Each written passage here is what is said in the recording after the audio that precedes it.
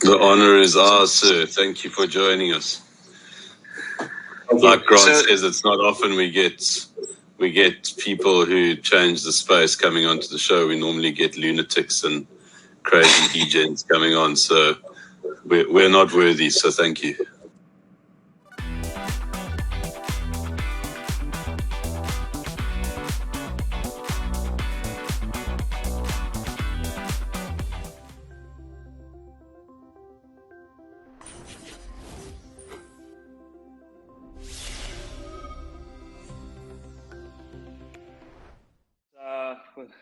Very lucky. We usually just have our friends and degenerate guests that we like, but it's quite rare to have someone of your stature on here. So thank you for joining us, and yeah, let's see what we can get into today. Thank you for inviting me. It's my honor to be here. The honor is ours, sir. Thank you for joining us. Like Grant says, it's not often we get people who change the space coming onto the show. We normally get lunatics and crazy DJs coming on, so we're not worthy, so thank you. So we've covered Chainge twice now. We don't necessarily tend to do that, but just the rate of which you guys are developing and pushing stuff, we felt the need to do that. So just as a brief overview, if people who are listening and watching haven't quite discovered Chainge yet, what is the sales pitch for Chainge Finance? Chainge Finance, actually, it's a trading venue with the most liquidity in this world.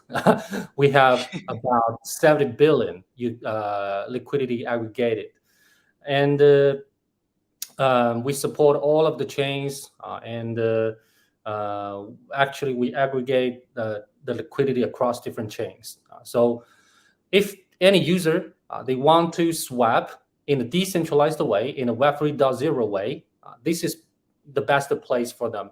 They can use this to buy any token from any chain and get the best price.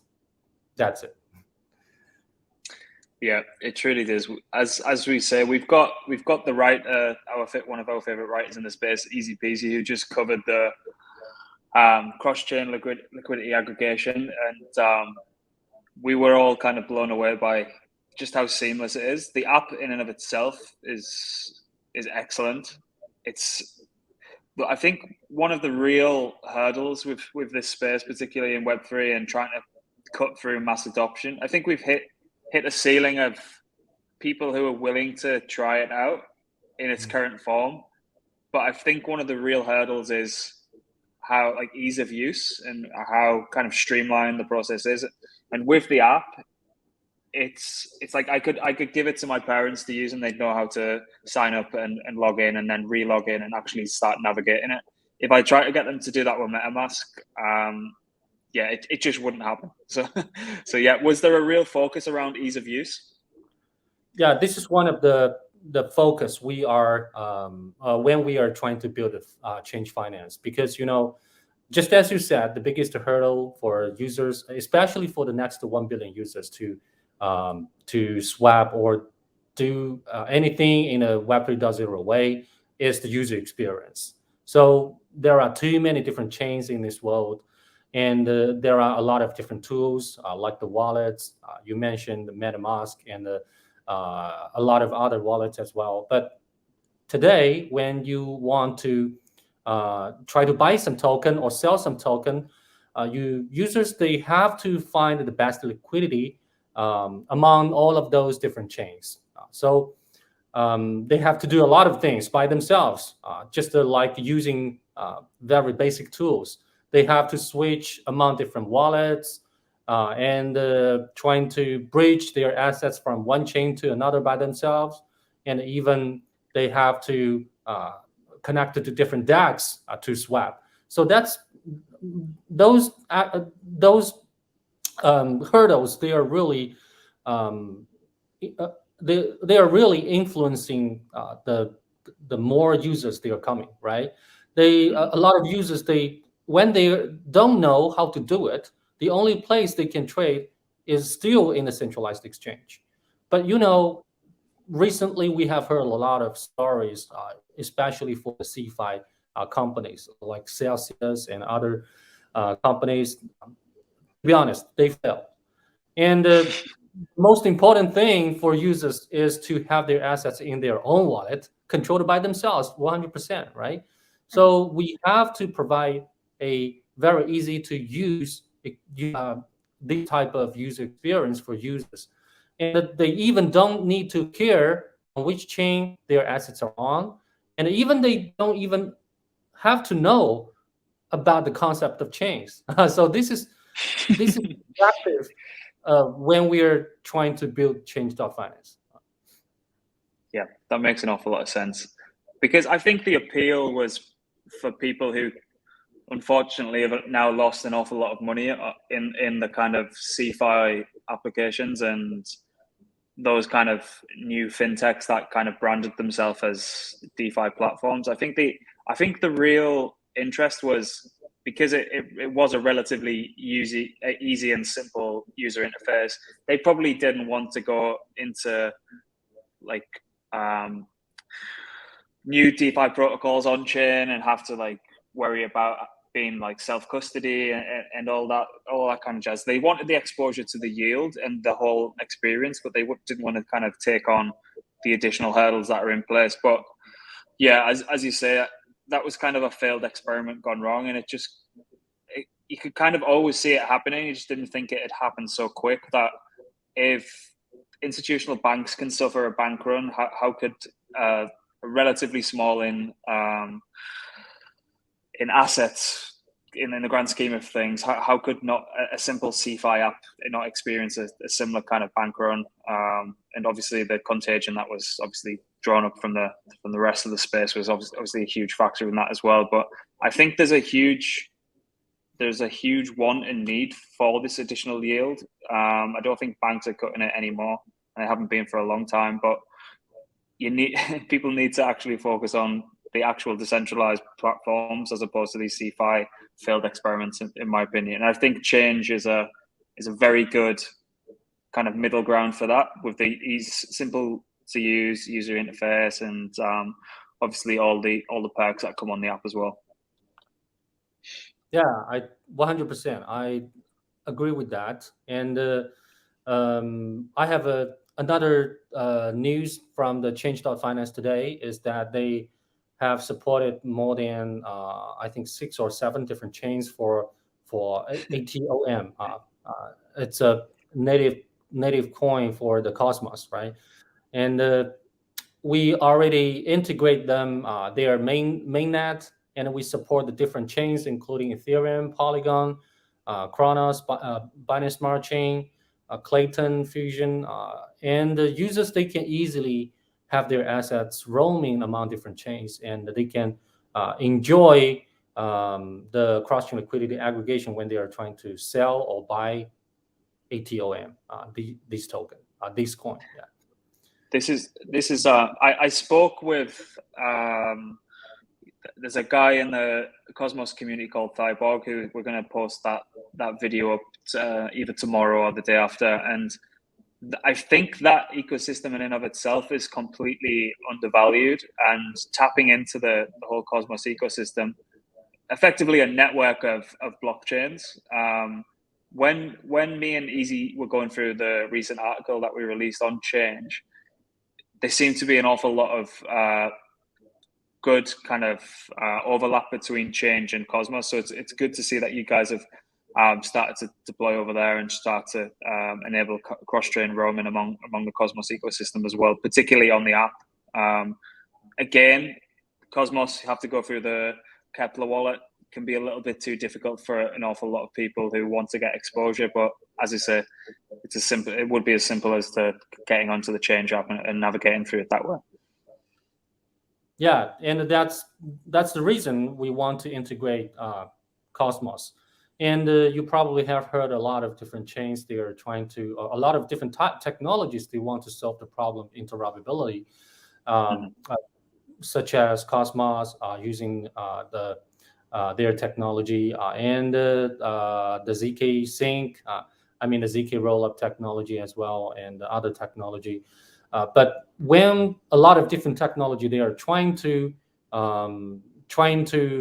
build these type of interoperability solutions, sometimes we can benefit each other, right? So if Cosmos has their own technology connecting their public blockchain with some blockchains, some other blockchains, we can easily connect Cosmos together with the rest of the blockchain in this world, including all of those non-EVM compatible chains. So as you know, we have supported the non-EVM compatible chains like Algorand, like Aeron, Near, Polkadot, Filecoin as well, right? So a lot of different non-EVM compatible chains. So we build our cross-chain technology on the encryption layer. That's the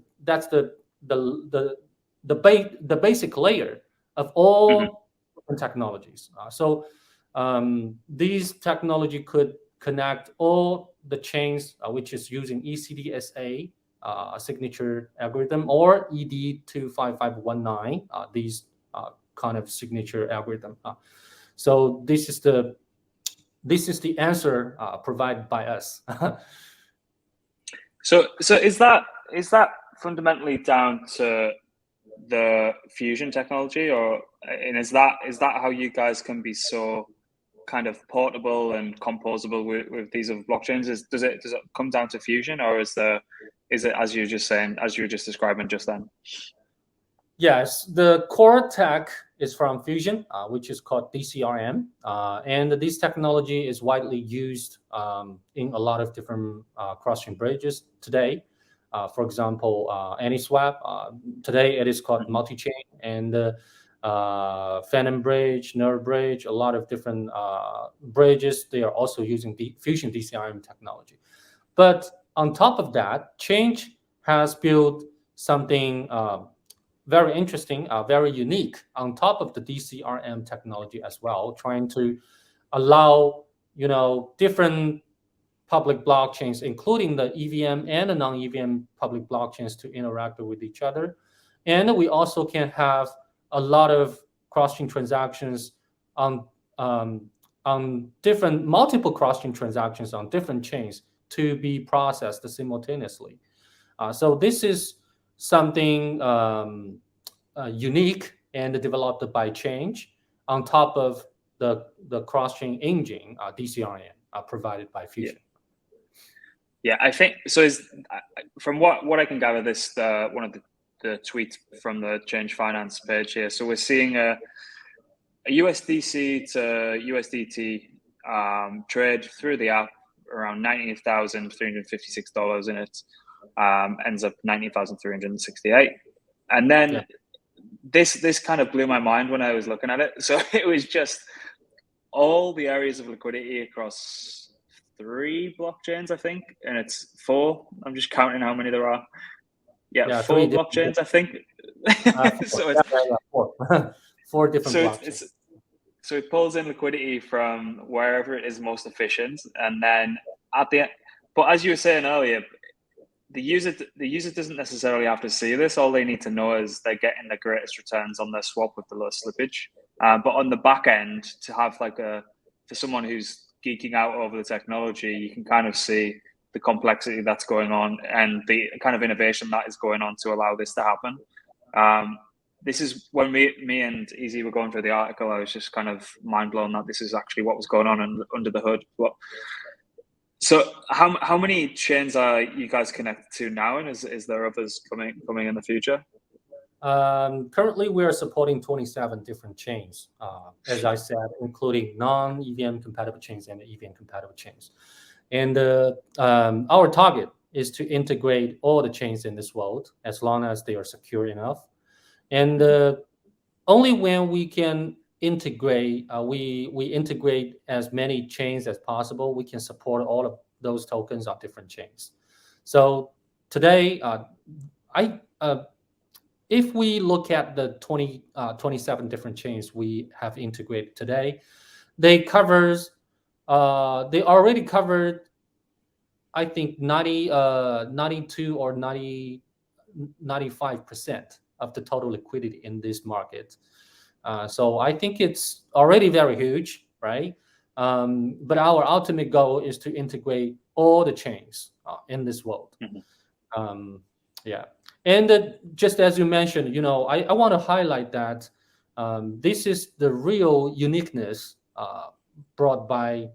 created by Chainge Finance, which is, they allow, they have a smart router and analyze the different liquidity for the same pair on different chains when users they are trying to swap, and they can easily allocate the transactions, the amount, the token A swap to token B proportionally on different chains. For example, if you have USDC on 3 different chains, for example, Polygon, Arbitrum, and the Binance Smart Chain. But when you are trying to swap into USDT, it happens to be the best deal happens to be on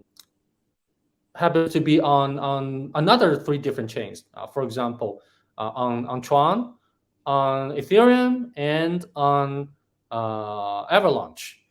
And with our technology, we are able to allocate the corresponding different portion of USDC onto those 3 different chains, and all of those swaps could be processed simultaneously on different chains as well.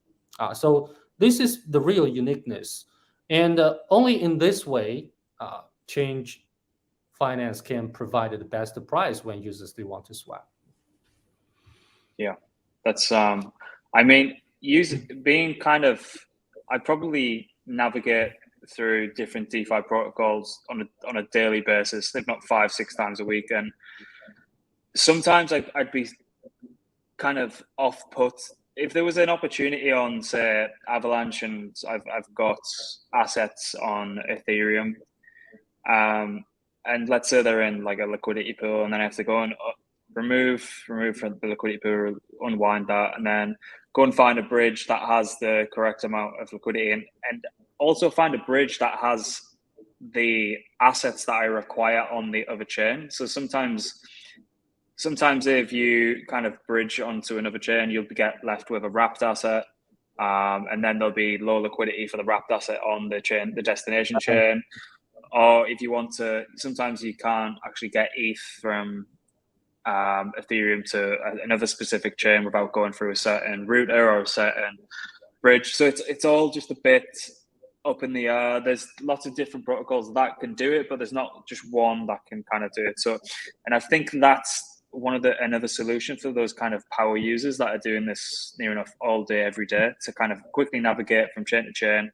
You don't really have to understand what's going on underneath. You just need to know that your asset's going to arrive there very quickly and with really, really good, efficient liquidity on the other end. So that's kind of a bugbear of mine, just navigating desktop. But obviously the app and using the app, as we were kind of drafting up the articles, it seems to kind of do away with that kind of arduous process that a lot of people are going through day to day.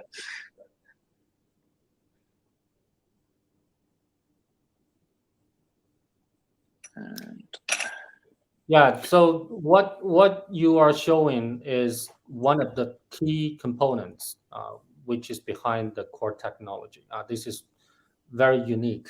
Not only we are able to calculate the best route using our smart router algorithm, trying to find the best route to execute your swap, but also we already have deployed the proxy smart contract on different chains, interacting with different DEXs on that chain as well. So that users, they can have their own assets on their own address, and by signing the signature using their own private key to interact with the proxy smart contract on different chains, and then execute interacted with different DEX on different chains to have the assets to be swapped. So this is one of the core tech behind, and this is also very unique. That's the reason. I have already told a lot of community members of Chainge Finance.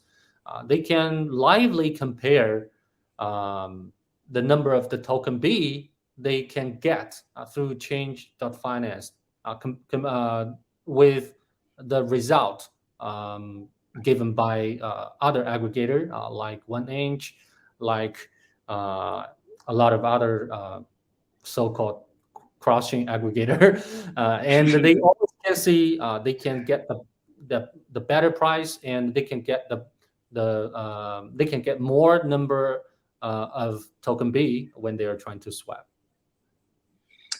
And as you say, so this is kind of built, and this is kind of made possible by the DCRM. And are there the kind of competitors in the market heavily relying on different technologies? Is that kind of the sticking point? And you're slowly starting to see them all trying to move towards extremely deep liquidity pools, which is pretty capital inefficient for those who have to deploy liquidity there. I mean, if you're supporting the protocol and you have to go and like deposit ridiculous amounts of liquidity over there to actually allow the protocol to happen, because if the liquidity is not there to facilitate the trade, obviously people run into various issues. And then the other way would be kind of a burn and mint function with a wrapped asset. So I think with the aggregator, which what you guys have done, you can kind of tap into the liquidity across all these different chains and just facilitate it that way, which kind of does it completely remove the need for any kind of liquidity to be actually deployed by Chainge, and it just kind of opens it up to what's already deployed on the market? Yeah, it depends on the liquidity already provided by the market. And that's the reason we need to aggregate them. And, when 2 years ago, when the DeFi comes to us for the first time, a lot of projects, they are trying to build the DEX, including Uniswap and other very famous DEX.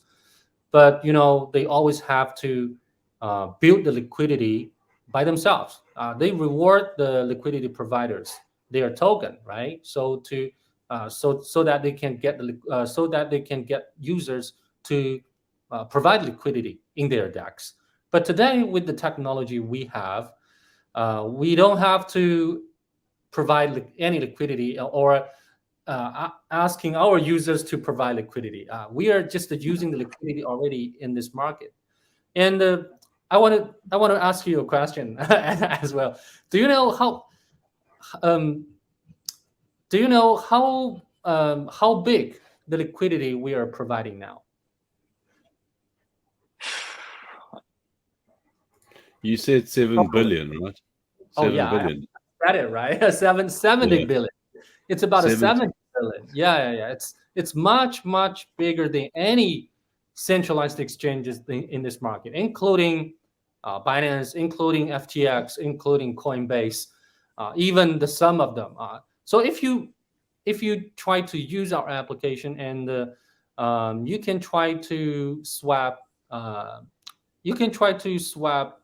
between stable coins. Just for example, if you try to swap USDC into USDT, and even if you input, let's say maybe 600 million USDC swapped into USDT, and you can see that the slippage is really low because we aggregate these pair among different chains, and for that number, 600 million swapped from USDC to USDT. If I'm not wrong, I just checked it yesterday. You are able to get about 598, more than 598 million USDT if you swap, and you can just get it just within 2 minutes. That's insane, right? So Okay, just hang on a second. I'm just going to test it quickly, and I'll let you know how my 600 million okay. transfer goes. Have you got any of that 600 million left over, Jerry, for me? I can try to lively. I open my application and just trying to show you the number lively. Hold on for a second. So DJ, I've got a quick question for you. I think and it's come up obviously in the articles that we've written is kind of the big question, I think, is security. And I know that you are quite a stickler for security, and I can see you smiling because this is a topic that you've obviously gone very deep into. I mean, what is the security like around this thing? How have you guys gone about essentially keeping it, above board and secure? Yeah. So the security. So if we are talking about security, because we are building a kind of the integration of a wallet and aggregator and a kind of DEX as well, and the cross-chain capability. So we have to keep it as safe as possible. Zero tolerance for any risk. So this is the benefit which Web 3.0 can bring to the users. And let me explain to you a little bit one by one. For the wallet, so as you know, any user, they are controlling their own assets by using a kind of seed phrases, or I can disclose a news for Chainge Finance today that we are integrating a kind of hardware code wallet as well. So as a wallet, we are not only a hot wallet, we are also supporting the hardware code wallet. And Nice. that hardware code wallet is a very slick one, supporting the NFT technology. When you are trying to sign the transactions, what you need to do is to put this hardware code wallet just behind the cell phone. Tap it with the cell phone. Then it means the signing the transaction. So it is completely secure, and the seed phrases or the private key will never be disclosed to the application or anywhere else. So it is completely secure. And the second thing is the DEX. So we only select the qualified DEX to integrate, including Uniswap, Pancake on different chains, and on Avalanche we integrate Trader Joe, integrate Pangolin. So we selected the most secure DEX in this world to interact with, right? So as the aggregator, so we are relying on those DEX to provide the security when users they are trying to swap. And the third is the DCRM cross-chain, right? The cross-chain technology. I can tell you, DCRM technology has never been hacked before. Even if you probably have heard maybe dozens of different hacks of the cross-chain bridges previously, especially last year, right? But zero hacks for DCRM technology, because we built this technology on the fundamental layer. It's an encryption layer. So there is no logic at all. It's all about math. It's all about math. So encryption is all about math. But when you are looking at other technology, cross-chain technologies, they're trying to build the cross-chain solution on top of a kind of smarter contract, right? So smarter contract actually it is composed of the logic inside of this smarter contract. As long as it has its own logic, then it is possible to be hacked by the hackers, right? So we put it in the fundamental layer. We only relying on the math, not on any other logic at all. So that's the reason why DCRM is one of the most secure technology for cross-chain in this world. And for the aggregator, the reason we want to deploy the proxy smarter contract on different chains, so that users, they use their own assets, interact with our aggregator. Our proxy smart contract first. Then our proxy smart contract interacted with different DEX. It just plays as a role of firewall in front of all other users. Those users, they don't have to expose the signature, sign the transactions to any other DEX, to any other transactions. So we keep it as a kind of firewall to protect our users. So this is what we do in terms of the security. And even I myself, I put 100 Bitcoin in one wallet and waiting for the hackers to hack. Even it was not kept in the hardware code wallet. It was in my hot wallet, so no one can hack it. I encrypt my seed phrases into a QR code, and I disclose my QR code to the entire world. The amazing thing is, I don't even to store my QR code anymore. I just ask the community, where is my QR code? Give it to me. Oh my God. Yeah. That reminds me of that. Can you remember that there was a tamper-proof and bulletproof glass company that put $1 million on the street behind their glass, just to show.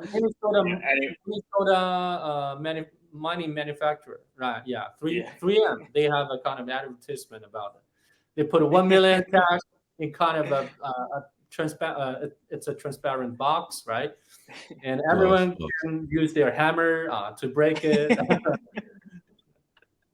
Wow. I love that. That's amazing. I mean, you've effectively. So, I mean, this is a topic that we've been chatting about this week because we've done quite a few streams, and in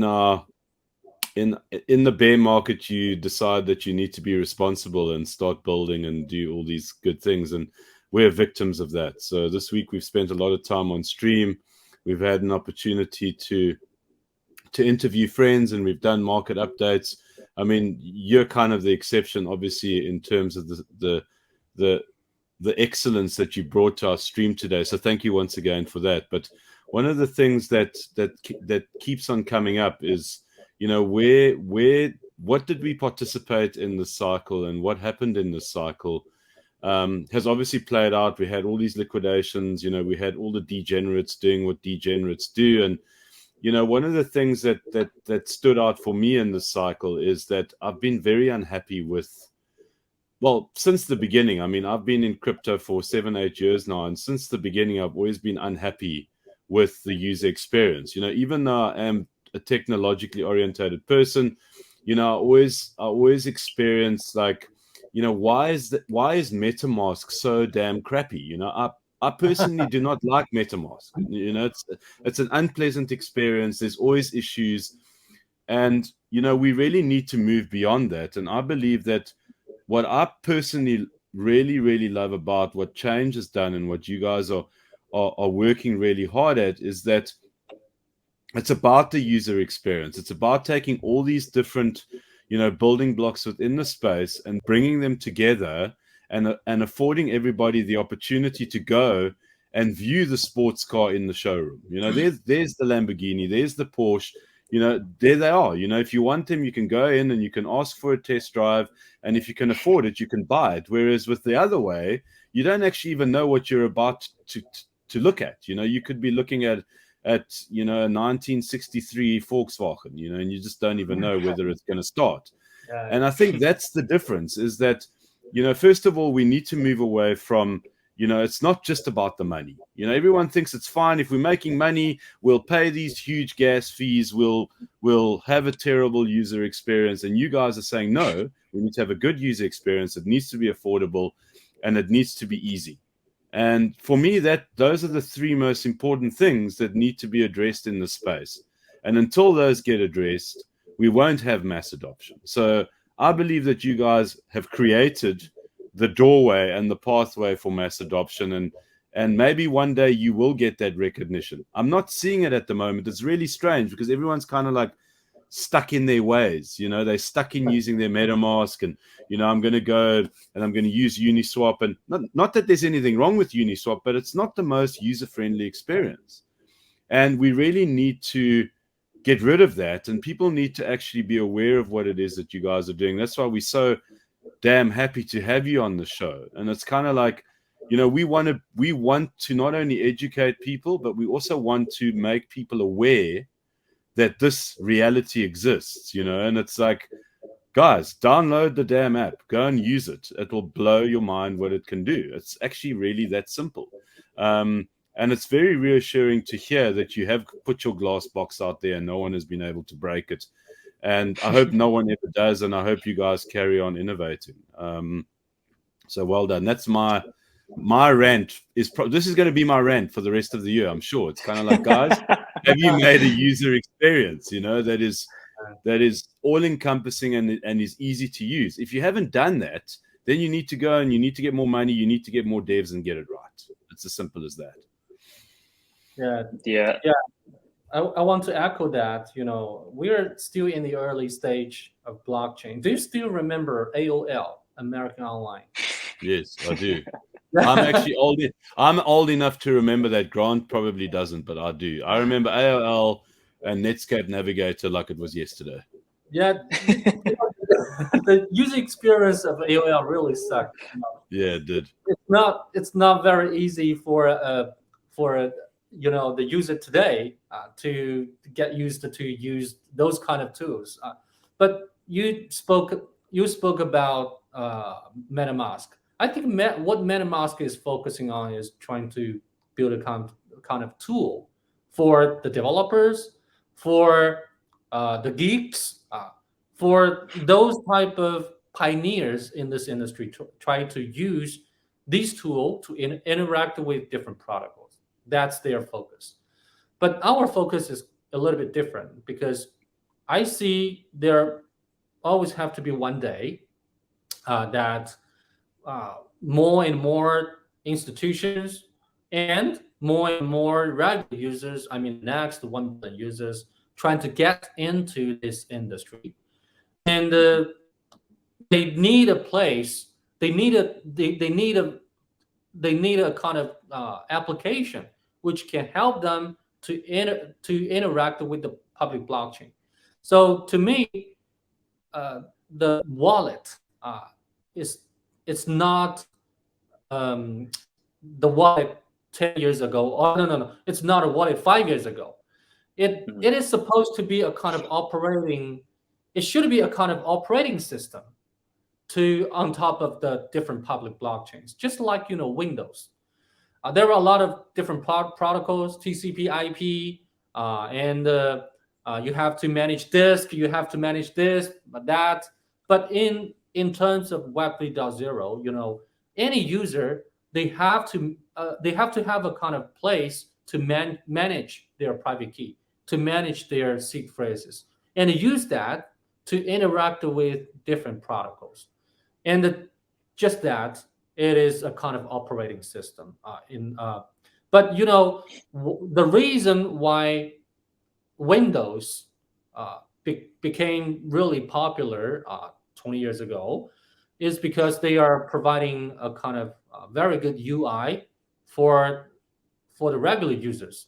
You can you don't have to type different command to operate this computer. You can just move the mouse and drag and deal with different windows, which is running a kind of application.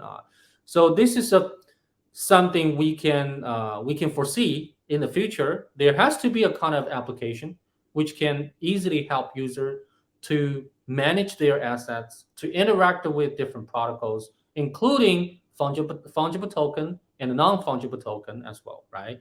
It also has to integrate with the traditional finance as well, including integrating the fiat on-ramp or off-ramp and providing different solutions, open open banking service, these type of things, to put them together and help users to use the Web 3.0 way to get into the metaverse.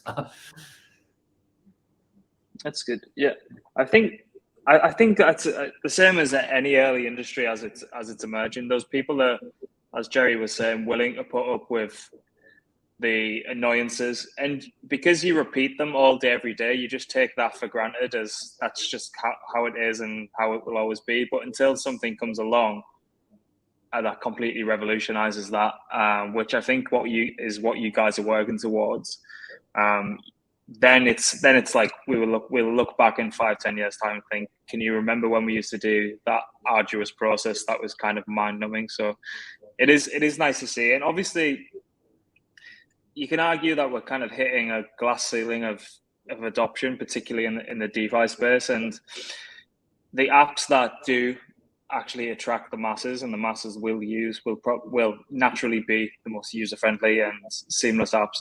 And ideally, people won't necessarily know that they're actually using underlying blockchain technology. I don't know if you kind of agree with that, because the app itself, it feels as if sometimes you don't actually recognize you're actually going through an on-chain process as well. So it's quite good for kind of new adoption. Yeah, I agree with that, absolutely. So there always have to be some time for users to get used to new things. From the very beginning, when we release our application to the users, they feel the design in our application is quite different from other existing wallets like MetaMask or something, because when you are using MetaMask, you always have to select the chain you are trying to use at the moment, right? And even for the DEX, that's the same. For 1inch, for DEX, you have to select the chain you want to operate. But in our application, we change a little bit fundamentally, like we design our application to be a kind of account-centric and asset-centric, so that no matter on which chain your assets are on, like USDC, even if you have USDC on 10 different chains, but the total amount of USDC are the amount you can use instantly. That's the philosophy we want to make our application to be more intuitive for the users to use. So always from the very beginning, it's a technology-oriented innovation. Then later, we need to think about how to get more users to get for the mass adoption. So yeah, it takes some time. Yeah. Mm-hmm. And was there a conscious decision when you were kind of developing the idea of Chainge? Was it a conscious decision to go mobile first? Yes, because there are a lot of users. They are asking Chainge Finance to provide a kind of website-based service. I think that's the real demand in this market, because almost 90% of the users today, they have their website version of their D app, right? And they get used to it. Users get used to it. They want to use their desktop or laptop and operate on a website. That's how developers are doing, and the pioneers in this market, they are doing today, right?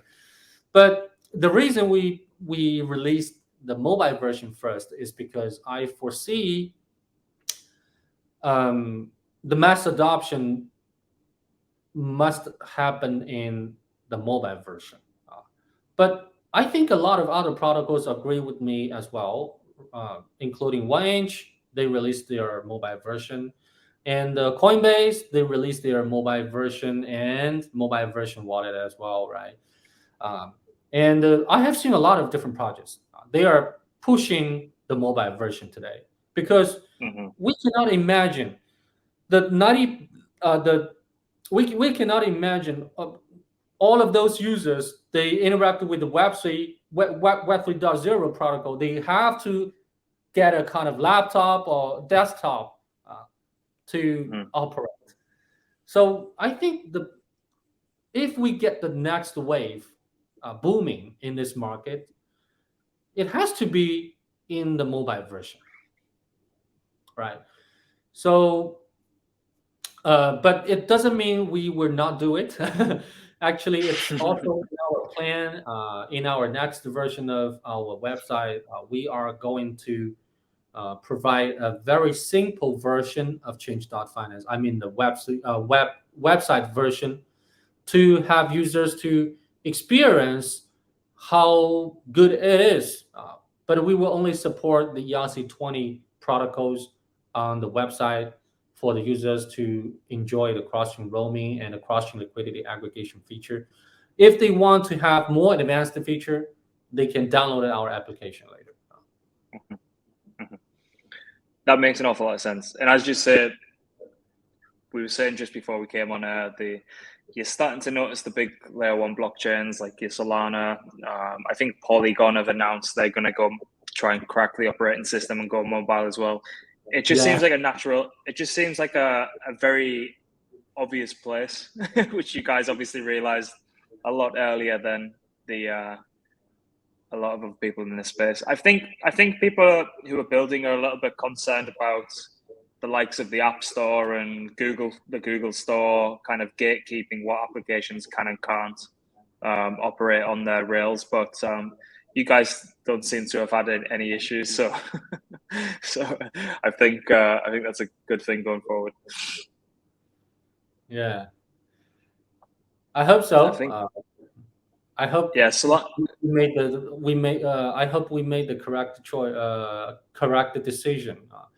So maybe not very soon, but sooner or later, a lot of users, they will get to the mobile version. Would the app not be perfectly set up for kind of day-to-day transactions as well, for micropayments and things? I beg your pardon? Would the application in its form, because it is relatively quick and responsive, and you can kind of sign in instantly. Yeah. Would it not be perfectly set up for microtransactions throughout your day if you were buying a coffee, if you were kind of getting lunch and things like that? Mm-hmm. Yeah. So I think that's also another reason we want to build the mobile version. So today it's not perfect for the micropayment, but you can take a lot of other micropayment application. I mean, the traditional finance micropayment application today. You can easily open it. Just click one button to make the payment instantly. So today there are a lot of different micropayment solutions in this world. I'm not sure if you know that in China we have the QR code payment. In China, it is very simple and easy to use, but it's not that popular in Europe or in North America because a lot of people they are still using a credit card or still using Apple Pay, trying to put your phone or put your card on top of the point of sale. But I think when the technology is moving ahead, we can foresee there will be even better solution for the micropayments, for the cryptos, for the digital assets as well, including I mean the QR code also could be a kind of options in the future. So you probably have seen the magic button in the middle of our dashboard when you open our application. So later we probably can release a kind of version. What you need to do is easily click the magic button, scan a QR code, press confirm, then everything done. So that would be very simple for users to make the micropayments in the future.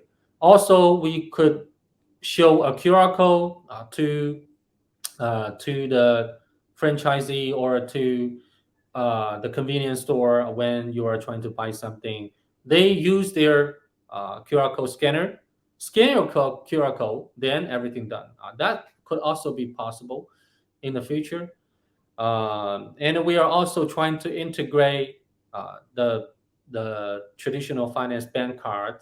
I mean, it's not that traditional because we want to integrate the a kind of very advanced open banking service integrating with the NFT. So when you get an NFT, actually that is your bank card in the future. Yeah, you're hitting my head with the innovation. I'm trying to think how that would work in practice. But will they be NFT gallery in the wallet in iterations to come? That's a very good question. NFT is becoming more and more popular. A lot of people, you can smell it from the market, right? So there are a lot of users. They are NFT fans, and a lot of projects emerging every day, right? So sooner or later, I think we have to do so because these are assets as well. And if you take if you treat the fungible tokens as a kind of stock or as a kind of currency, then the NFTs, they are the real assets, right? I mean, they are the assets. So we have to integrate NFTs sooner or later, and trying to help our users to manage their assets in a Web 3.0 way.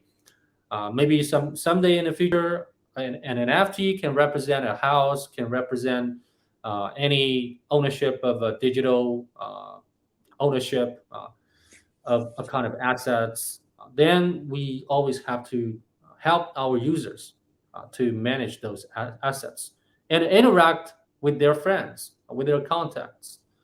So yes, I believe these must happen.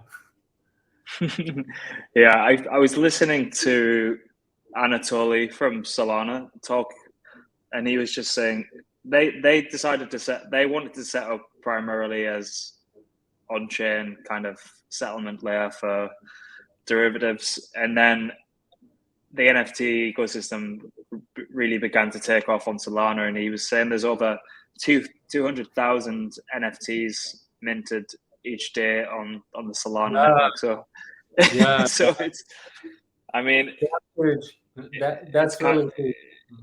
It's ridiculous. but it's a sign of the times. And sending NFTs through MetaMask is ridiculously, it's just stupidly complex for the average user as well. So if there was a really simple way to be able to kind of distribute NFTs from one wallet to another, or even send them and receive them, I think that would be a really cool addition as well. Yeah, Grant. I can tell you that we are also considering a kind of aggregator for the NFT as well, and enable them to be cross-chain at the same time, so we can help users to access the NFT on different chains and buy or sell NFT on different chains, or use or even rent the NFT on different chains. So these, I believe, there will be a lot of different use cases for NFTs in the future, not only for the avatar, for the portraits, for audios, for videos. I forgot to mention that another reason we want to build the mobile version of our application is that only with the mobile version of our application could we enable our users to record a video and create an NFT instantly, or record an audio, I believe you have used TikTok, right? So a lot of users, they record a video and put it online, right? So why not we allow users to create an NFT, just like what they are doing with the TikTok today, and trying to have that circulated in this market and interact with their friends. That would be fun. Or it could be a really kind of special moment in their life that they capture, and then it's completely stored on the blockchain for the rest of eternity. Yeah, that's incredible. Yeah. So it seems like there must be an awful lot going on at Chainge day to day. Yeah, there are a lot. Go ahead, DJ. How big is your team? Our team is not big at all. We have 17 people totally. Okay. Wow. Yes. Yeah, very small team, but all of our team members, they're talented, and they it's just like we have front end, we have back end, we have people focusing on a smarter contract, we have people focusing on chain interaction for the cross-chain integration, for the smarter algorithm, smarter router algorithm. So we have our team members fully committed to this project, and they are all talented. So when did you guys start building? Yeah, we started building since early 2021, since early last year. So we've already been in this industry for over a year. Over a year. It was not easy to build a kind of application like this, right?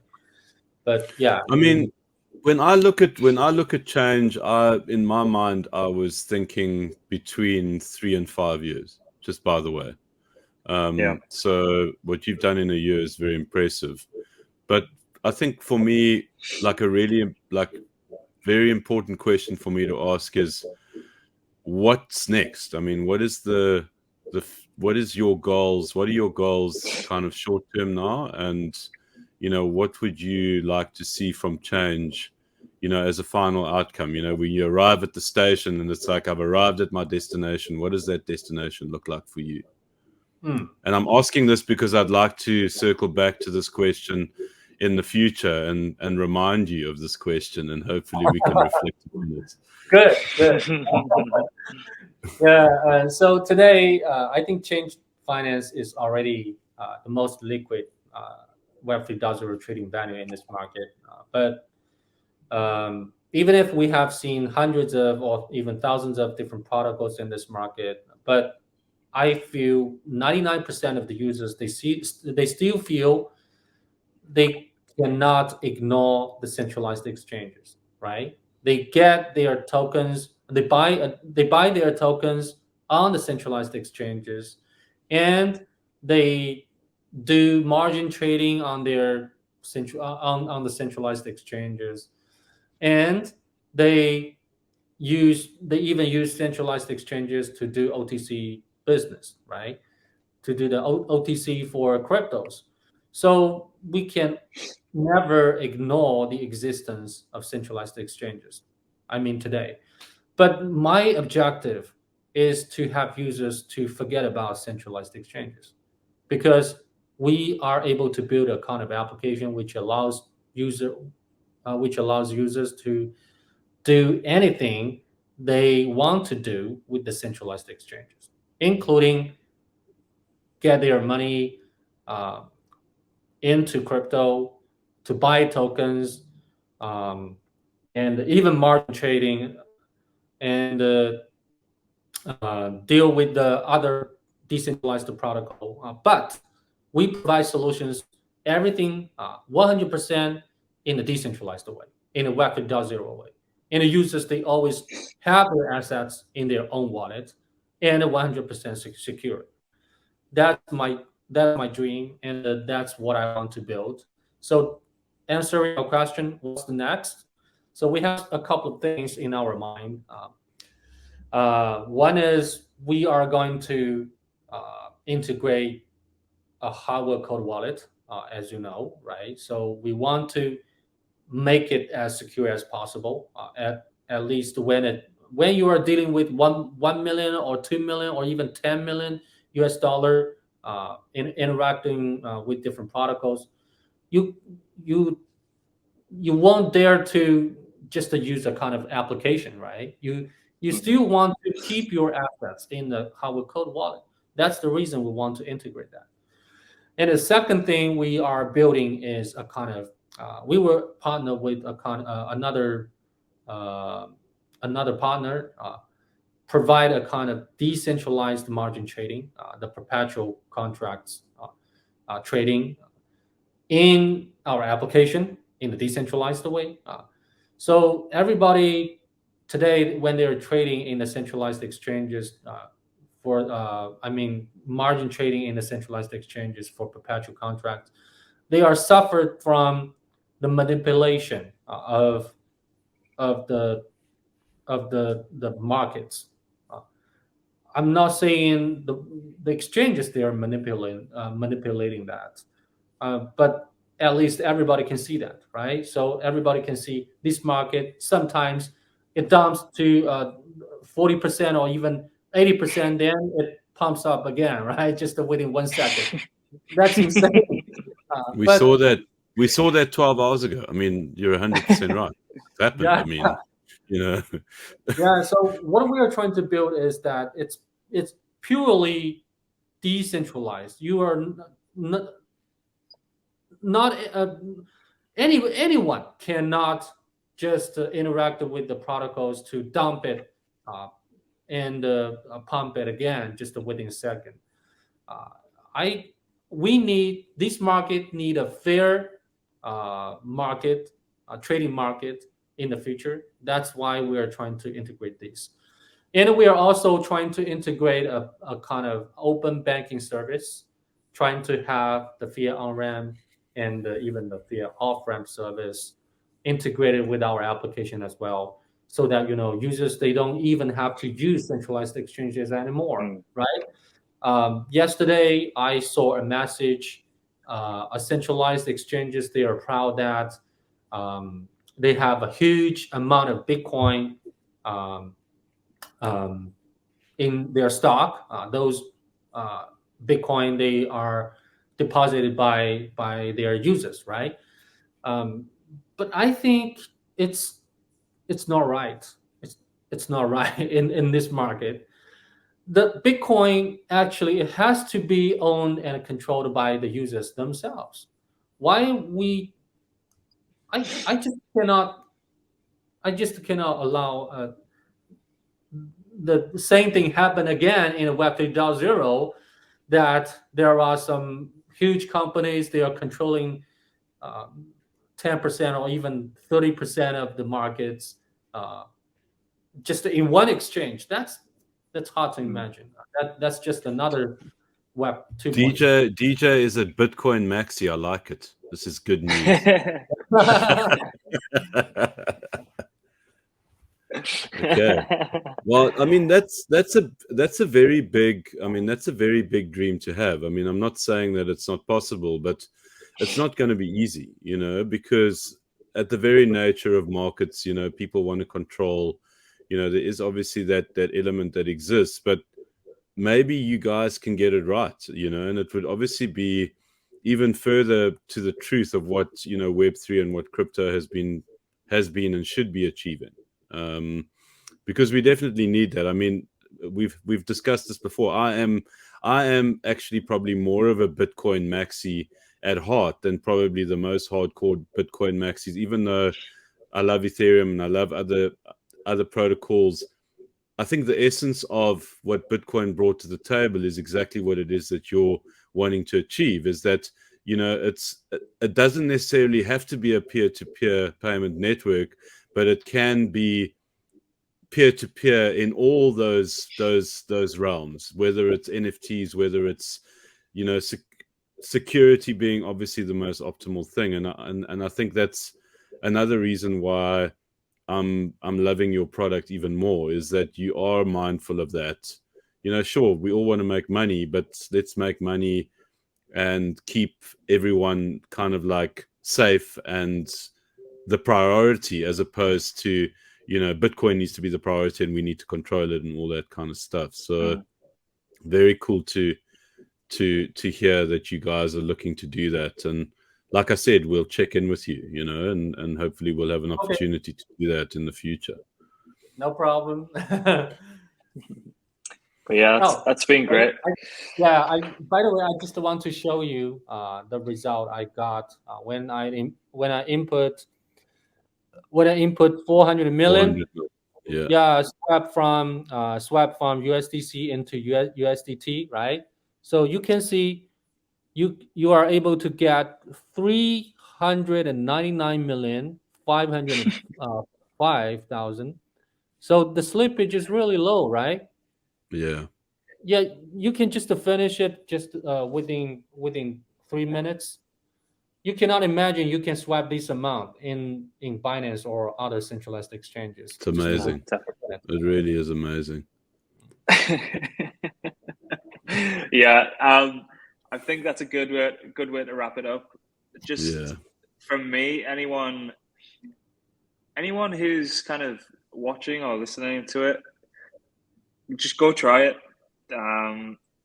I'll be completely honest, and I'd be the first to admit, when I seen another application, without digging down at the surface, I thought, oh, this might just be on the surface of things. I thought it might just be another like a CFI protocol or something like that. But as soon as we started opening up the app and start navigating around it, I couldn't have been further from the truth. So, DJ, thanks for coming on. Keep continuing to create crazy things. And as Jerry said, we'll speak in a few months' time when some of these different rollouts are made, and hopefully we've got a lot to talk about then as well. Yeah, thank you so much. And starting the business like this is really lonely, and I'm happy that I'm with you, and you're with me as well, right? So yeah, 100%. I hope everyone watch this video can give it a try, and any comments, any suggestions, just to give me. You can send message to my Twitter handle as well, right? So through DJ Qian Fusion. So any suggestions welcome. Yes, Awesome. and from me, I only have one thing to say: thank you, sir, for your service and for what you do for the space, because I think you are definitely making a big difference, you know, and it's very obvious. I don't know you, I've never met you until today, but just in terms of your product, it speaks volumes for who you are and what your team are doing, and it's really awesome to see, and thank you for that. This is good stuff. My pleasure. Thank you so much.